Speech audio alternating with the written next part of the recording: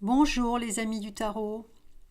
Je vous propose une lecture transversale entre arcanes du tarot et I Ching. Pourquoi je vous propose ce dialogue entre ces deux domaines? Tout simplement parce que le tarot comme le I Ching semblent être des oracles et moi j'aime bien les voir plutôt comme des petits miroirs de l'inconscient et également, comme pour le I Ching, le message des ancêtres. Comme si vous interrogiez, quand vous faites une lecture, comme si vous interrogiez vos grands-parents, vos arrière-grands-parents, les personnes de votre lignée, pour savoir ce qu'il convient de faire dans telle ou telle situation. Pourquoi j'ai eu envie de vous faire cette proposition? C'est parce que bien souvent, il y a des arcanes qui font peur, des arcanes avec lesquels on a du mal, des arcanes qu'on n'apprivoise pas. On n'aime pas le pendu parce qu'on a l'impression qu'il nous bloque, que les situations stagnent, que ça ne va pas assez vite. On n'aime pas le diable parce qu'il nous fait peur, parce qu'on a peur qu'il nous lie, qu'il nous tienne attachés et dépendants.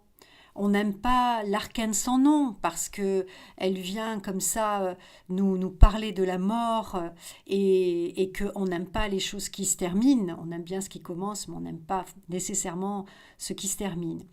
Voilà pourquoi j'ai eu l'idée, pour ceux qui ont envie d'incarner la vibration de l'arcane, de pouvoir se l'approprier, de pouvoir la comprendre profondément, de vous lire des textes du I Ching en relation avec des arcanes. Je commencerai donc, par exemple, pour vous donner un exemple, le pendu. Le pendu peut faire référence, par exemple, à l'entrave numéro 39 du I Ching. Et ainsi, je vous lirai le texte de l'entrave afin que vous puissiez apprivoiser cette carte du pendu.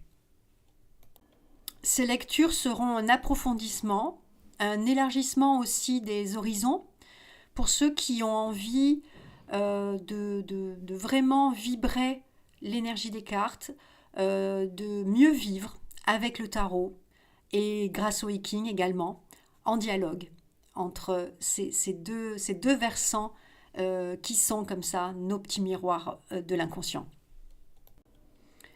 Pour vous éclairer, je donnerai des titres avec des propositions, une proposition d'arcane et une proposition d'hexagramme.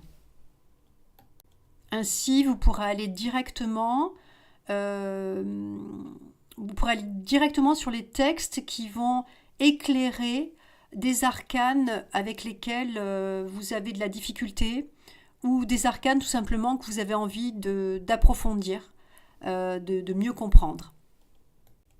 Bien sûr, si ce projet vous intéresse, vous pouvez vous abonner pour ne rien rater et partager avec les amis qui pourraient être intéressés. Likez, cela m'encourage. Merci.